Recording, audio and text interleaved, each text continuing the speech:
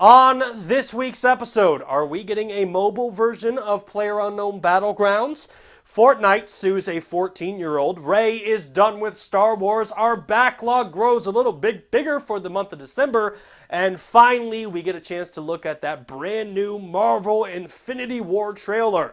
And as a Nerf Report exclusive, we interviewed Batman's Ben Affleck to get his reaction. And you put me in such a difficult situation, like you know I'm not happy, you know I'm trying to see if it'll work out here, and I know that it's not. All of this and much, much more on this week's episode of The Nerf Report.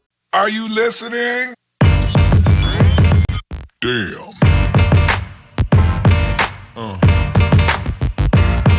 Yeah. Yeah.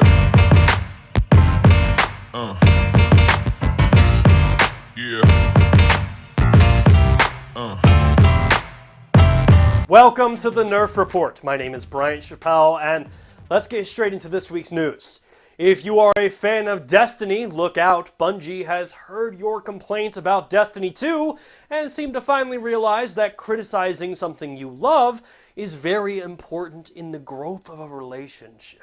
Since the launch of Destiny 2, the dedicated guardians like myself, who have been playing Destiny since day one, have had some very serious criticism about the sequel. Destiny 2 changed a lot of the game's core gameplay in an attempt to bring in new players and create longer-lasting content, both of which were big issues for Destiny 1. However, in doing that, they made the game really tedious. Probably the biggest criticism with Destiny 2 is the progression through Guardian level and Light level, both of which you can raise by doing different quests or strikes or even playing in the Crucible.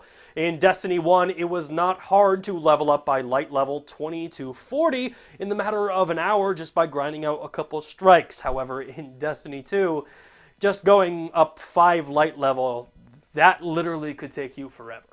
2,000 years later. The major reason it takes so long is Destiny 2 features a brand new loot system in which Bungie awards Guardians for their in-game achievements. Bungie is clearly listening to people's complaints though, because this week they posted a brand new blog post titled The State of Destiny, in which they had this to say. With Destiny 2's console and PC launches behind us, we want to take some time to talk with you about Destiny 2. Specifically where it is at today and where it's going. Our team has been reading feedback and working on updates to improve the game. We've also been reading some tough criticism about our lack of communication, and we agree, we need to be more open. Going forward, Destiny 2's post-launch game systems, features, and updates are being designed specifically to focus on and support players who want Destiny to be their hobby, the game they return to, and a game where friendships are made. We want Destiny to be a game that fits into your life, providing you with reasons to log in and play with your friends, clans, and families. We want Destiny to be a world you want to be a part of. We know it's frustrating when there isn't enough dialogue with the development team. You have our commitment that we're going to do a better job going forward. Bungie went on to describe new weapon tiers, improved vendor rewards, new armor ornaments, better incentives, better rewards for strikes and lost sectors, new ways to spend surplus currency, and a brand new emote interface. While Bungie did say that many of the changes will take time to implement, the majority of the improvements that they revealed in the press release will be available on the December 5th update, which happens to be the day we get Curse of Osiris. Quick question, wouldn't it be awesome to take PlayerUnknown Battlegrounds literally anywhere and play it from a bus or a road trip or at school maybe? Actually, do not play video games at school. School is for learning. Just kidding, play it at school. But before the Nintendo Switch fans get too excited, we are not talking about you. We are talking about smartphones. That's right, video game publisher TenCent announced this week that they are porting the smash hit PC game to smartphones for Chinese gamers. Now, mobile battle royale games are nothing new for the Chinese market. In fact, NetEase has Terminator 2, which looks a lot like PUBG if you're asking me, but PUBG is coming to mobile devices for China. This is huge news. In fact, in a statement from TenCent, they had this to say. The two companies will join hands to launch PUBG, Genuine Mobile Tour, which will perfectly restore the classic gameplay and elements to the original PC game on the mobile terminal. Meanwhile, it optimizes the mobile experience, such as the shooting feels, server hosting, social networking, and competitions that the majority of the players care about, and strive to live up to the common expectations of player fans. PlayerUnknown Battlegrounds has already sold 20 million copies worldwide without the PlayStation 4 and Xbox One. So take the mobile market, stack it on top of that $20 million number, and that is a whole lot of money. My question is, this is only for China, when am I going to get PUBG Mobile for the United States? Well, second thought, I probably couldn't even run it. My phone barely runs itself. The battery would drain out so quick with PUBG. In other Battle Royale news, Call of Duty Online, a free-to-play game only available in China, introduced their version of PlayerUnknown Battlegrounds that takes one player and launches them into the death arena versus 18 other players. Thanks to YouTuber ZenyaCOD, we got our first look at Call of Duty Online Survival Mode, a Battle Royale game that takes 18 players, raises them into the battlefield, and they proceed to fight to the death. Whoever is alive at the end of the game is the winner of the survival game. Call of Duty Online Survival Mode is currently only available in China, but with Fortnite and PlayerUnknown Battlegrounds being so popular, I gotta say, there are going to be a ton of Battle Royale games getting flooded into the market, so don't worry, just give it time. Christmas grows closer, but the release of Star Wars The Last Jedi is only 12 days away. And Rolling Stones this week released an interview with the cast of The Last Jedi, and most interestingly, they released a question to Daisy Ridley. Are you done with Star Wars, or are you going to continue after Episode 9? To which Daisy had this to say. No, for me, I didn't really know what I was signing on to. I hadn't read the script, but from what I could tell, it was really nice people involved. So I was just like, awesome.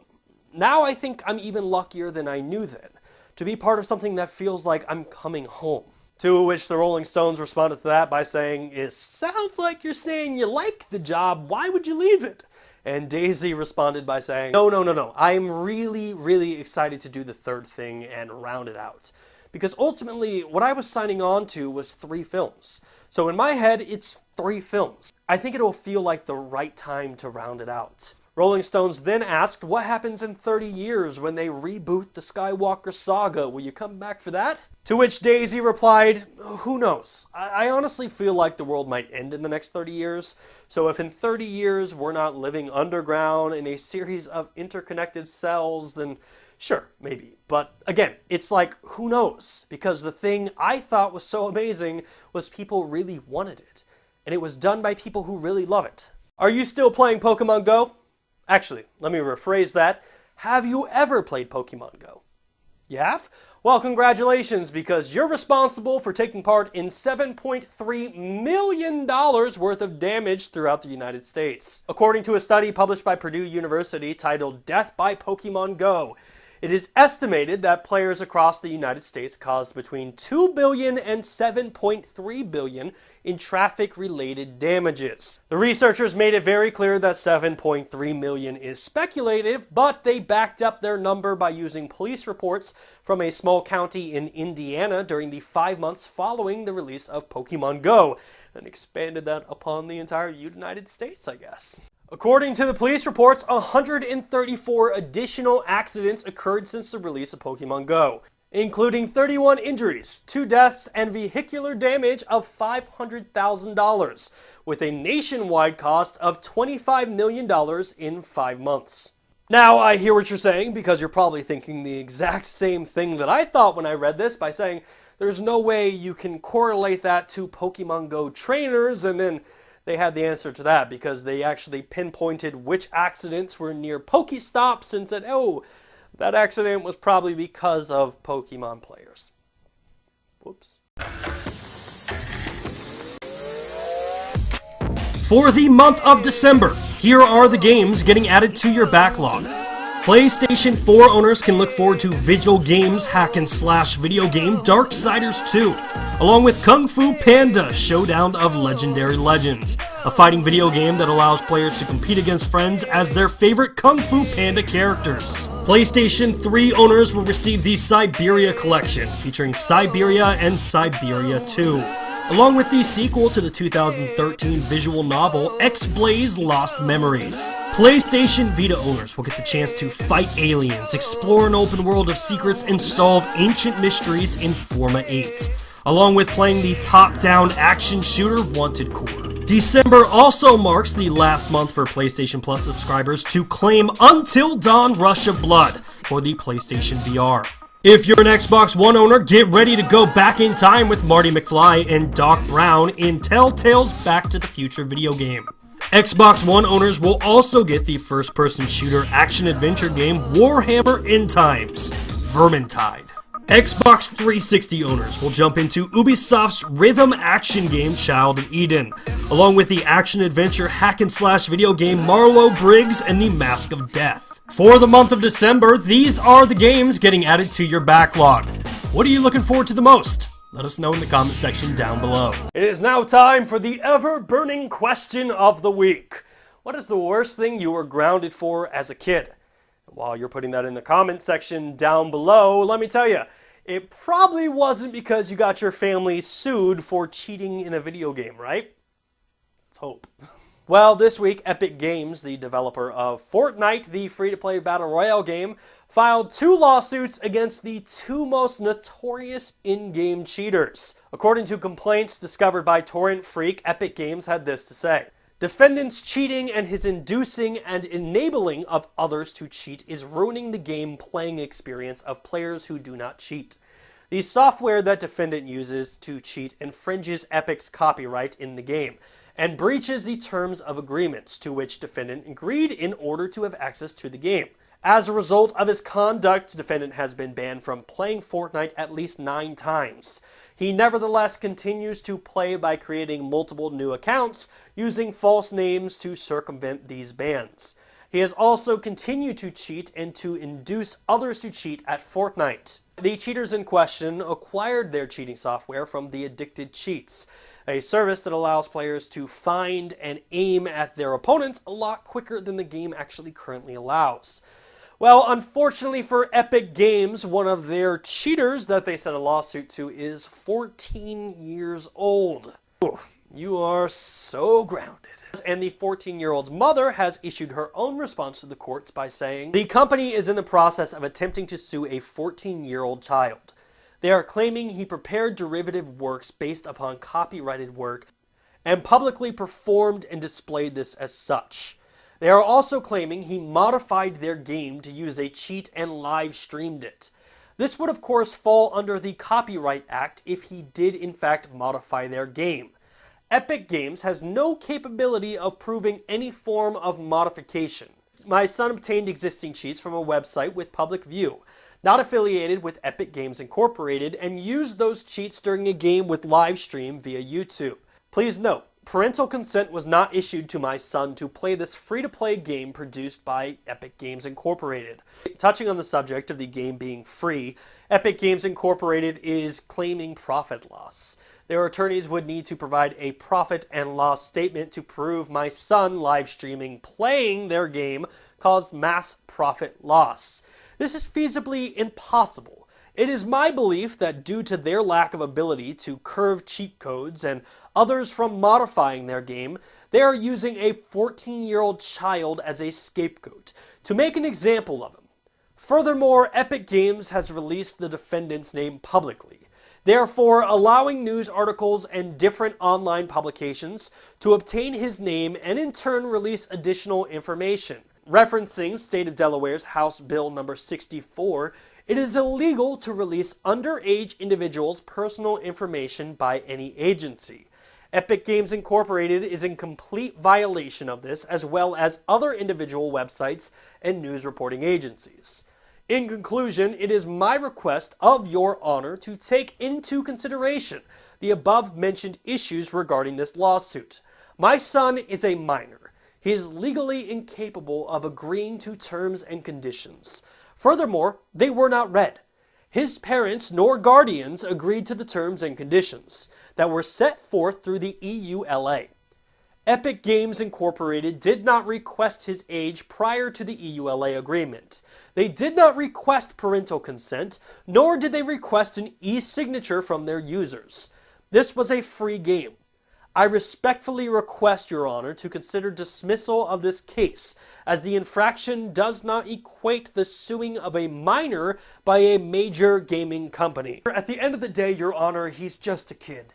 And what parent really knows what their kids are playing these days anyway?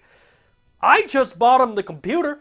I don't know what he's doing on it. I assume he's Wikipediaing or Googling something. I don't know what games my son is playing. I just let my computer parent my kid for me. Look, I understand this parent's anger, and I would be just as angry if my future kid was playing a video game and a lawsuit arrived because they were doing something that I wasn't aware of. But this hits on exactly what's wrong with the gaming industry today. This parent is the exact same parent that allows their type of kid to play Grand Theft Auto Online, a game that is designed for mature adults. Meanwhile, he's 14 years old. Ma'am, with all due respect, your son is playing video games, using a computer, downloading hacks from a website that would get him banned from it. He got banned 9 times, created 9 new accounts for the game, all without your knowledge. And then to protect yourself, you're just going to be like, well, I didn't give him consent to play the free-to-play game, so I'm off the record. You are not. Do your job as a parent. Know what games your kids are playing, and if they're doing stuff like this all the time, stop it. And I understand there's people who are going to be like, oh, it's a one-time incident. He was not cheating a lot. Go check out this kid's YouTube channel. He has videos upon videos that show other players how to share and use the hack. And in fact, he responded to the Fortnite lawsuit with his own response video that I got to imagine his mother, if she's his legal counsel, wasn't too happy about. Yo, what's going on, guys? Sky at Warpate here. In this video, guys, this isn't a modding video, so this is going to be talking about my lawsuit with Epic Games. So yeah, let's get started. Alright, so what happened was I was basically cheating in the game Fortnite. I'm pretty sure all of you know this. You know, I downloaded a cheat from the internet. Unknown cheats taught me. They're everywhere. Fortnite cheats are everywhere. You can get them from any place, anytime, anywhere.